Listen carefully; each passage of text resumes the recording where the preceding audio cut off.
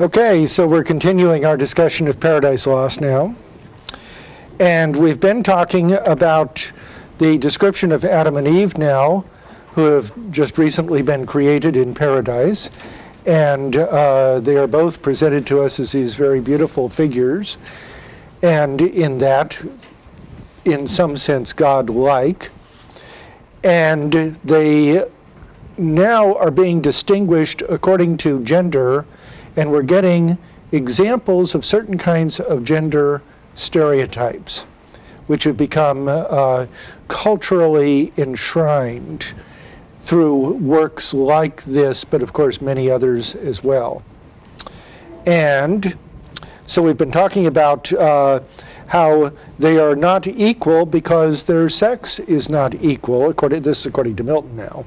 This is not me speaking, by the way. This is Milton. For contemplation he in valor formed, for softness she and sweet attractive grace. He for God only, she for God in him. His large fair front and eye sublime declared absolute rule. This is not only his large physique, but also presumably a certain kind of presence or demeanor. Declared absolute rule over whom?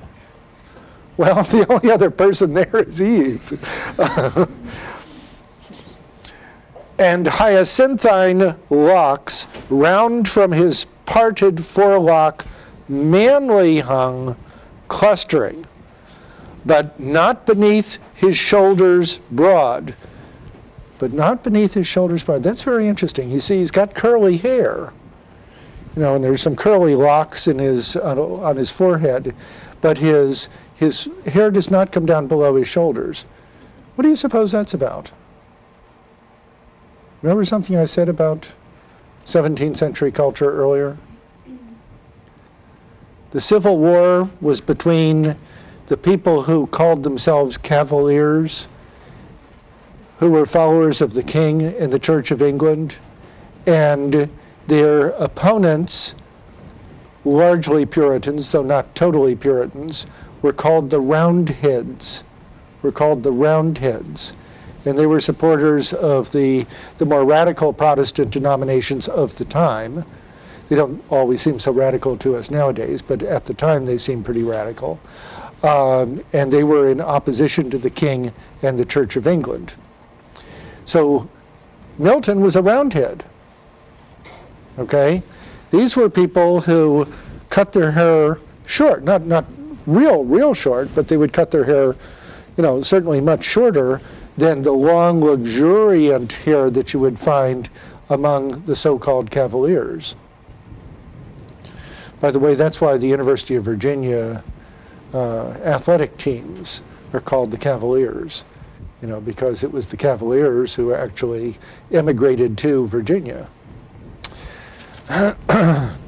when they were having difficulties during this period.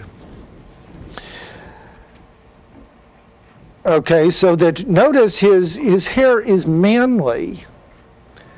This is another sign of, quote, manliness, as if he would be any less manly if he had longer hair. Another cultural stereotype, right?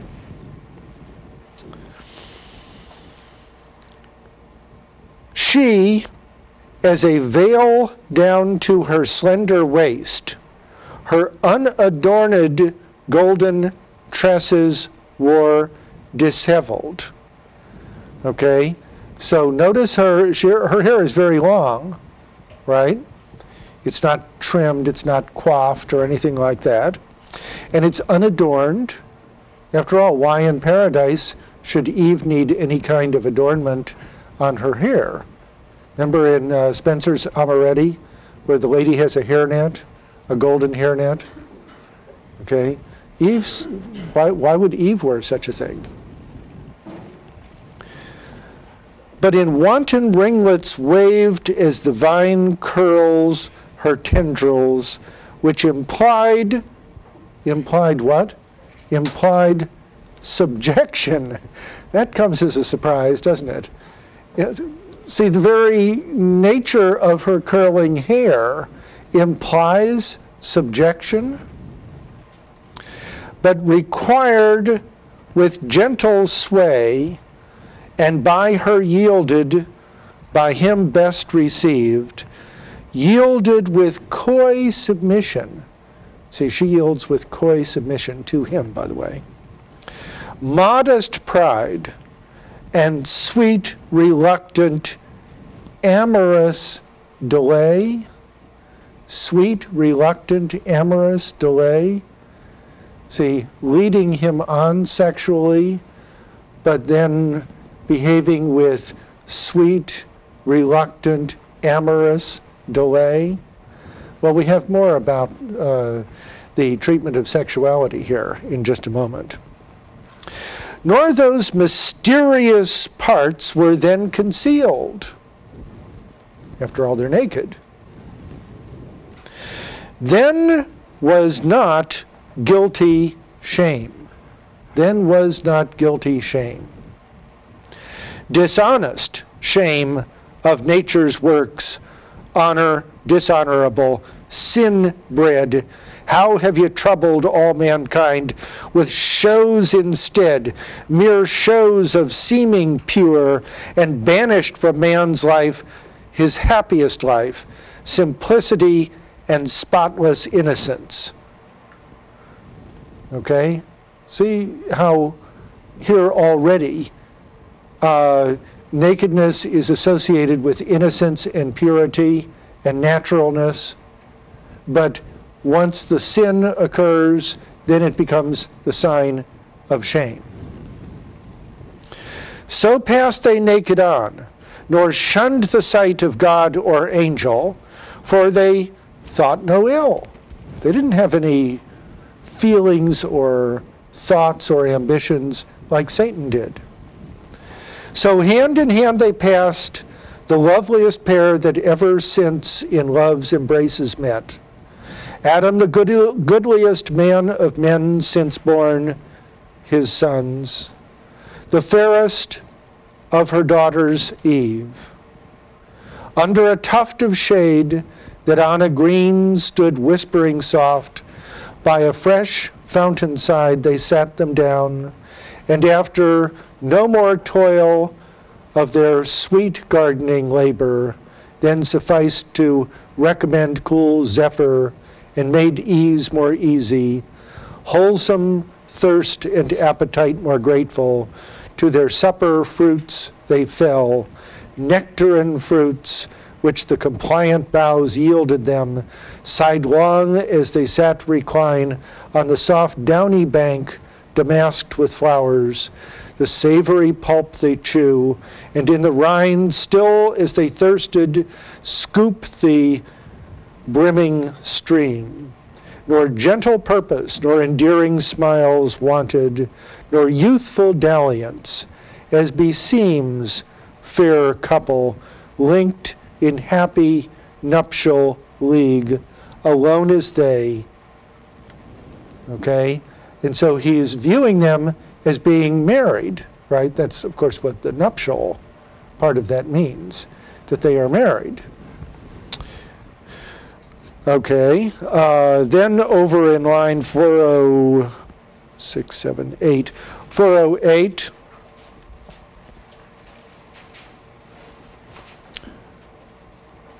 Adam, first of men, to first of women, Eve, thus moving speech, turned him all ear to hear new utterance flow. Sole partner and sole part of all these joys, dearer thyself than all.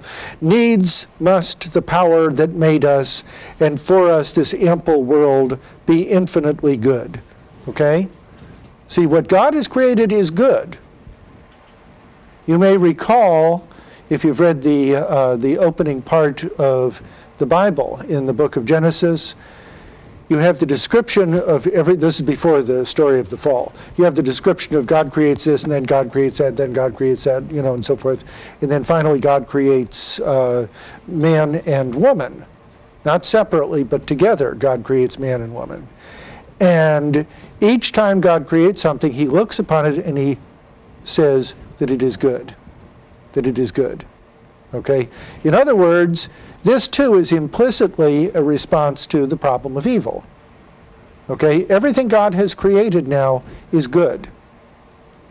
It is only later, after the fall, that sin and evil will be introduced into the world. And of his good as liberal and free, as infinite, that raised us from the dust and placed us here, in all this happiness, who at his hand have nothing merited. See, we have not in any way merited what we get. This is freely given to us by God. It's not because we've been so good that this is our reward. This, once again, has to do with Milton's theology. Nor can perform aught of which he hath need. He who requires from us no other service than to keep this one, this easy charge of all the trees in paradise that bear delicious fruit, so various, not to taste that only tree of knowledge, planted by the tree of life, so near grows death to life, whate'er death is. He doesn't really know what death is. It's a foreign concept. And Eve responds to him in the next verse paragraph, to whom thus Eve replied, O thou, for whom and from whom I was formed flesh of thy flesh, and without whom am to no end. I was created for no purpose except for you. My guide and head, what thou hast said is just and right. Okay? This is what Eve says. Now, it was a commonplace in antiquity, in the Middle Ages, in Milton's time, and for a long time after that, to view the man as being most manly because of his head. He is not only the one who exercises reason and judgment and intelligence, but he also is the head in the sense of being the leader. And in works of art, this is made very, very clear iconographically. And the woman is associated more with the body. And just as the body should be subject to the head as to right reason, remember we've talked about reason here, and the passions and so forth before, just as the body should be subject to the head and the passions subject to reason, so also should woman be subject to man. That's the kind of reasoning that's going on here. And of course she embraces this, doesn't she? Except she does get out of control.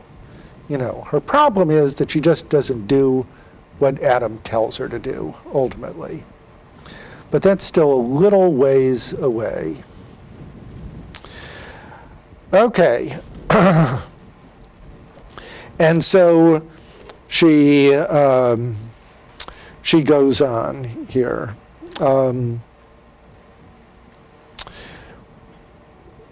Let's see. With that, I'm down at line 488. 488. With that thy gentle hand seized mine, I yielded, and from that time see how beauty is excelled by manly grace and wisdom. How beauty is excelled by manly grace and wisdom, which alone is truly fair. Now that's very interesting, isn't it? Beauty here is associated with female beauty, but the beauty of the male is in manly grace and wisdom, which alone is truly fair. So spake our general mother, and with eyes of conjugal attraction, unreproved, and meek surrender. This is going to be an image, by the way, of the relationship between the two of them, including, by the way, sexual relation between the two of them. of conjugal attraction unreproved and meek surrender, half embracing, leaned on our first father. Half her swelling breast naked met his, under the flowing gold of her loose tresses hid. He in delight both of her beauty and submissive charms. And submissive charms. Smiled with superior love. Smiled with superior love. Very interesting. As Jupiter on Juno smiles. See a simile taken, obviously, from classical literature. When he impregns the clouds that shed May flowers and pressed her matron lip with kisses pure. And notice what happens. The devil is there, right? The devil turned aside for envy, Why? Because he can't stand it. Here are these people, beautiful, happy, having a wonderful time together. Well, okay. Then Adam says to Eve in line 610, fair consort, the hour of night, and all things now retired to rest, mind us of like repose, since God has set labor and rest as day and night to men successive, and the timely dew of sleep now falling, with soft slumberous weight inclines our eyelids. In other words, they are in perfect harmony with nature at this point. And she replies at the beginning of the next verse paragraph, to whom thus Eve, with perfect beauty adorned, my author and disposer. Notice how she is addressing him. She's not addressing God as her author and disposer. She's addressing Adam as her author and disposer. What thou biddest unargued I obey, so God ordains. God is thy law, thou mine. To know no more is woman's happiest knowledge and her praise. You see? Now, what do you think the wife of Bath would be saying right now? if she were sort of nestled there in the bushes, you know, she'd be screaming. Okay. Well, now let's go over to this is towards the end of that book. I'm down to 706, 78. 708 and following. Let's just look at the last part of book 4. And we're not going to go through the entire text in such detail, by the way, but I'm trying to show you certain kinds of points that I think are especially important here. Here in close recess with flowers, garlands, and sweet-smelling herbs, espoused Eve decked first her nuptial bed. Okay? Her nuptial bed. And she's decking the nuptial bed with what? All these flowers and so forth. And heavenly choirs the Hymenean sung, that is to say, the wedding song sung.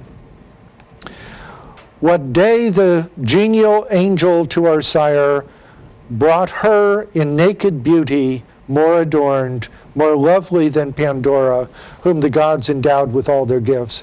Oh, too like in sad event, when to the unwiser son of Japhet, brought by Hermes, she ensnared mankind with her fair looks to be avenged on him who had stole Jove's authentic fire.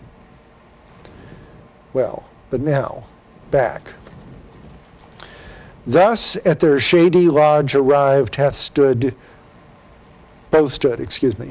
both turned, and under open sky adored the God that made both sky, air, earth, and heaven, which they beheld, the moon's resplendent globe and starry pole. Thou also madest the night, maker omnipotent, and thou the day, which we in our appointed work employed, have finished happy in our mutual help and mutual love. The crown of all our bliss ordained by thee, and this delicious place, for us too large, where thy abundance wants partakers and uncropped falls to the ground. But thou hast promised from us too a race to fill the earth, who shall with us extol thy goodness infinite, both when we wake and when we seek as now thy gift of sleep. And also remember, at the beginning of the book of Genesis, in the first creation story, God created them male and female he created them, and what did he say to them? Go forth and multiply, okay? This is God's original plan, human sexuality as the means, the divinely ordained means for propagating the human species. Okay. This said unanimous, and other rites observing none, but adoration pure, which God likes best. After all, these are the Puritans Milton is speaking from and for. That's what God likes best, not all that papistry, as they used to call it, you know, with a kind of slur at the Pope and Roman Catholics. Into their inmost bower handed they went. In other words, holding hands they went. And eased the putting off those troublesome disguises which we wear, straight side by side were laid. See, notice again and again and again and again, he comes back to questions of the body. The covering of the body, the uncovering of the body, the fact that in their innocence, they don't have any covering on their bodies. But we do, he says, because we are the children of sin. And ease the putting off those troublesome disguises which we wear, straight side by side were laid. Nor turned, I ween, Adam from his fair spouse, nor Eve the rites mysterious of connubial love refused. Connubial meaning marital, of course. Whatever, this is an interesting point for a Puritan to make, whatever hypocrites austerely talk of purity and place and innocence, defaming as impure what God declares pure and commands to some, leaves free to all. Our Maker bids increase. Who bids abstain but our destroyer, foe to God and man? Now that's not far off from the wife of Bath's argument in her prologue, right? I mean, the point is, who says that we should abstain from sex? I mean, after all, God has created us as sexual beings, and that this is part of his plan. Hail, wedded love. Now, this is another example of something that I've pointed to several times before, that we have in our literature a lot of poetry which celebrates marriage and married love. I mean, we think of romantic poetry and romantic literature as being composed by a single person for another single person, typically, but in a kind of wooing or courtship ritual or something or other like that. But there's a lot of poetry which actually celebrates marriage and being married, not just looking forward to getting married, but actually being married. Hail, wedded love, mysterious law, true source of human offspring, true source of human offspring. Sole propriety in paradise of all things common else. By thee adulterous lust was driven from men among the bestial herds to range. By thee, okay, this is wedded love, by the way, he's addressing. Founded in reason, loyal, just, and pure, relations dear, and all the charities of father, son, and brother first were known, far be it that I should write thee sin or blame, or think thee unbefitting holiest place, perpetual fountain of domestic sweets, whose bed is undefiled and chaste pronounced, present or past as saints and patriarchs used. Here love his golden shafts employs, here lights his constant lamp, and waves his purple wings, reigns here and revels, not in the bought smile of harlots, not in the bought smile of harlots, loveless, joyless, unendeared, casual fruition, nor in court amours, mixed dance, or wanton mask, or midnight ball, or serenade, which the starved lover sings to his proud fair, best quitted with disdain. These, now he's talking about these two married lovers, lulled by nightingales embracing slept, and on their naked limbs the flowery roof showered roses, which the morn repaired. Sleep on, blessed pair, and oh yet happiest if you seek no happier state, and know to know no more. Okay, which of course is an allusion to the tree of knowledge, you know, that's what they're going to eat the fruit of, and that's precisely what is forbidden them. Well, in Book 5, and I'm just going to skip through a little bit of this, in Book 5 we have Eve has a dream. And in her dream, you know, we have her dreaming about the forbidden tree. And so then we move right along. And let me draw your attention to one passage here. This is in Book 5. Line 466, 7, 8, 467, 68, right in there, 68, I guess. Okay, and we have the archangel who is speaking to Adam.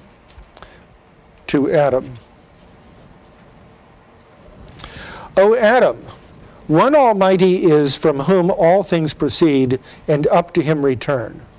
If not depraved from good, created all, such to perfection, one first matter all, endued with various forms, various degrees of substance, and in things that live, of life. But more refined, more spirituous and pure, as nearer to him placed, or nearer tending, each in their several active spheres assigned, till body up to spirit work in bounds proportioned to each kind. By the way, what do you think is being talked about here? Any thoughts?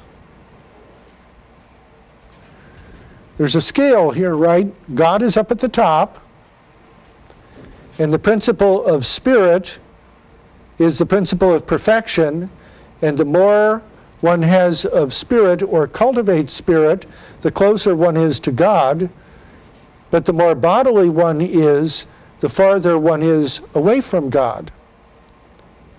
Remember the great chain of being? Remember me drawing out the great chain of being? That's the basic concept which underlies this. And remember once again that spirit is the principle of perfection, and therefore body is the principle of imperfection in that scheme. It's not that body is evil, it's that body is that which differentiates us from being pure spirit. Okay? But human beings are in the middling state. Neither pure spirits nor pure bodies, but a mixture of the two. And so it goes on, by the way, that whole passage. And So then we move right along here. Adam realizes that his one weakness is his passion for Eve, which is very interesting. This is in book 8. Flip over to book 8.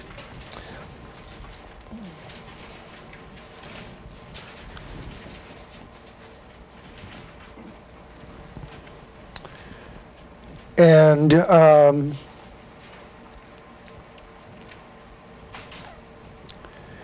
has been talking about Eve, and he describes her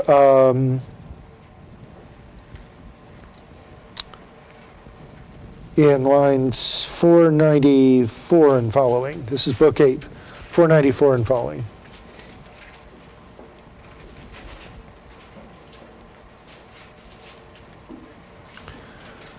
I now see bone of my bone, flesh of my flesh, myself before me.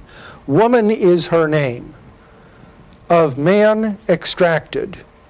For this cause he shall forego father and mother, and to his wife adhere, and they shall be one flesh, one heart, one soul, which of course echoes the biblical injunction. And then in 508, she what was honor knew, and with obsequious majesty approved my pleaded reason. To the nuptial bower I led her blushing like the morn.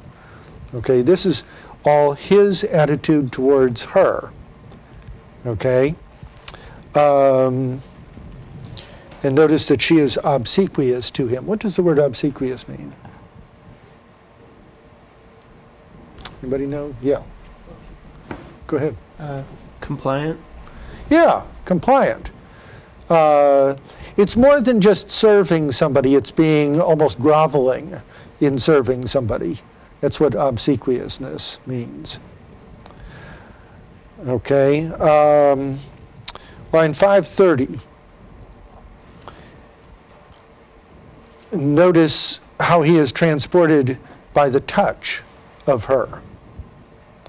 Here passion first I felt, commotion strange. Okay, this is his first experience of any kind of stirring of sexual feeling.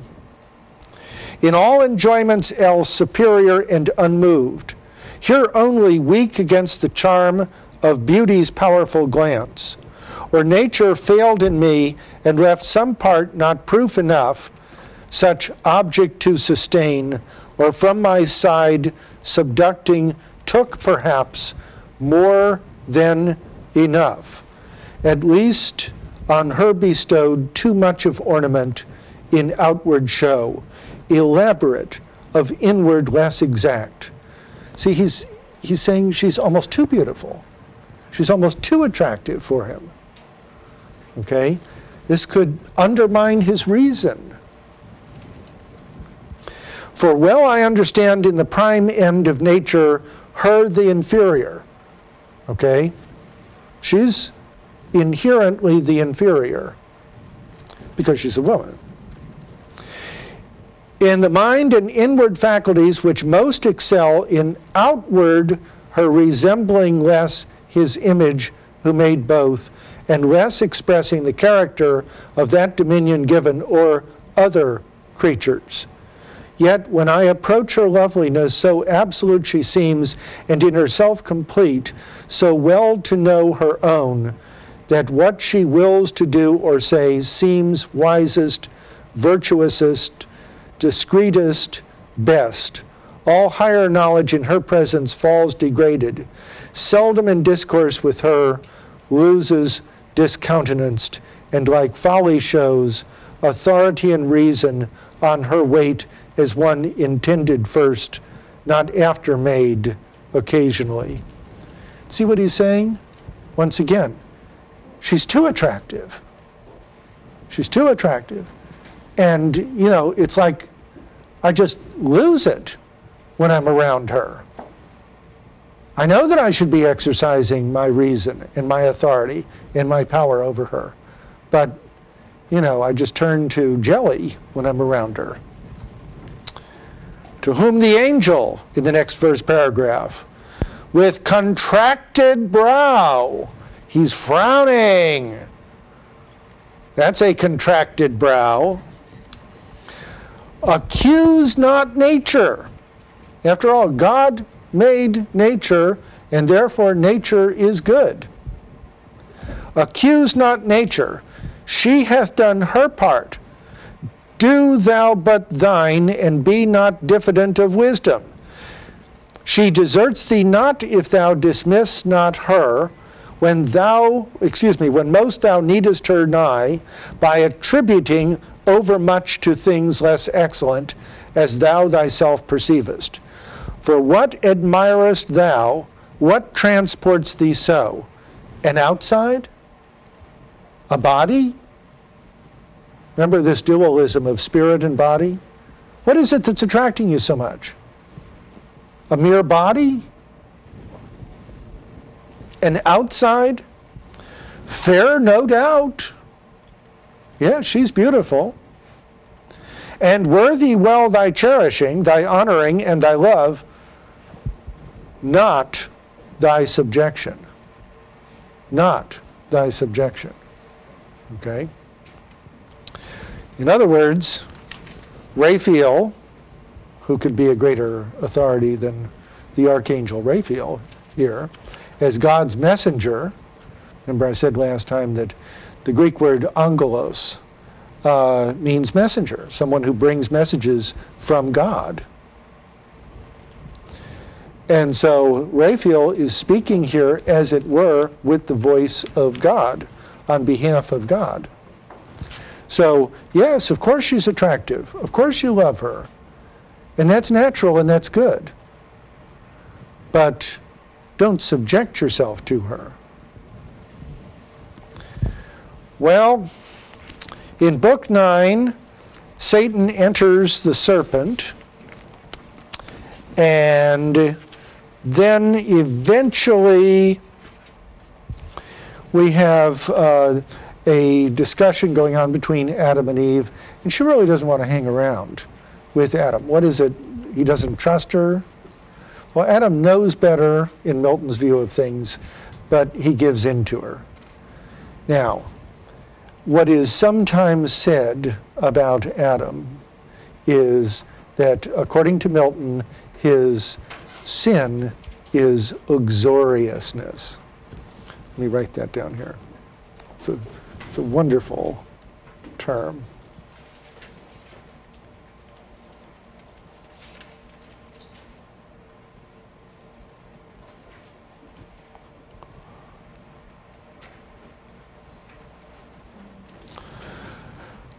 Does anybody know what the Latin word uxor means? From which uxorious and uxoriousness comes? The Latin word uxor means wife. And so the idea is that from Milton's point of view, Adam's real weakness and ultimately his sin is in an excessive love of his wife. Not just a love of his wife, but an excessive love of his wife. He'll do anything, finally, to please her. Even when that means that he gives up his reason, which, remember, is God's viceroy in me. Remember John Donne's line? The reason why God put reason in us, here especially in Adam, is to be a moral guide. Reason is not simply an intellectual faculty, it is also a moral faculty. So that in Book 9, for example, in 351 and 2, God left free the will. For what obeys reason is free, and reason he made right. And reason he made right. This is 351 and 2. Okay? And these are things now that should be very familiar to us. I mean, I know probably the first time I talked about this, it might have seemed a bit abstract and a bit foreign, because this is not exactly the way we think in our time. But at this earlier, and there are some people who think this way today, to be sure, but it's not generally the way our culture thinks in our time. But but notice this constant harping on the notion of reason, right reason, how reason should be in charge of the passions. The passions are not evil in and of themselves. They even can be good, but they must be directed by reason. And notice the emphasis on free will here, because without free will, as Milton had said in Areopagitica, that we talked about briefly last time, virtue untried is no virtue at all. In other words, we have to be morally free in order to make moral decisions of any real meaning and consequence. And the will can only be free, according to this way of thinking, if the reason is free to make judgments, or even to make misjudgments. Okay, but Eve persists. Eve persists. And so then in line, I'm still in book 9, 378, Eve says, "With thy permission then, and thus forewarned chiefly by what thy own last reasoning words touched only, that our trial, when least sought, may find us both perhaps far less prepared, the willinger I go, nor much expect a foe so proud will first the weaker seek, so bent the more shall shame him his repulse." Thus saying, from her husband's hand, her hand soft she withdrew. Well, okay. We have the fraudulent temptation of Eve, and of course, she is going to be susceptible to the devil's argument. So,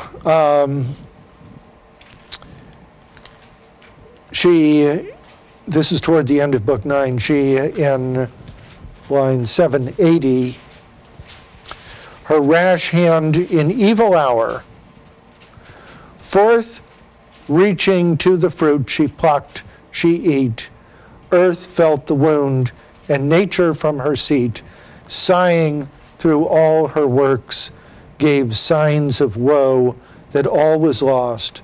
Back to the thicket slunk the guilty serpent.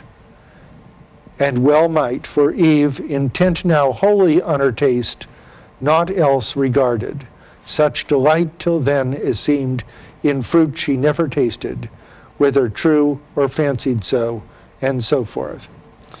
And heightened as with wine, jocund and boon, thus to herself she pleasingly began, and she is addressing the tree itself. And she goes on for, about 15, 20 lines until we get down to 8:16. But to Adam, in what sort shall I appear? See, she's beginning to wonder now. Uh-oh, I've gone off now, and I've done precisely the thing that we were forbidden to do, and that Adam was trying to keep me from doing. But I've gone off now. Now how should I appear to Adam? But to Adam, in what sort shall I appear? Shall I to him make known as yet my change, and give him to partake full happiness with me, or rather not? But keep the odds of knowledge in my power without co-partner? So to add what wants in female sex, the more to draw his love. In other words, she's thinking how she's going to get power. She has had power through sex and through her physical attractiveness. The wife of Bath did that too, remember, with her first 3 husbands in particular. But now she's beginning to think, aha, I have a kind of knowledge, I have a kind of power that he doesn't have. What if I kept that to myself? I would have power over him.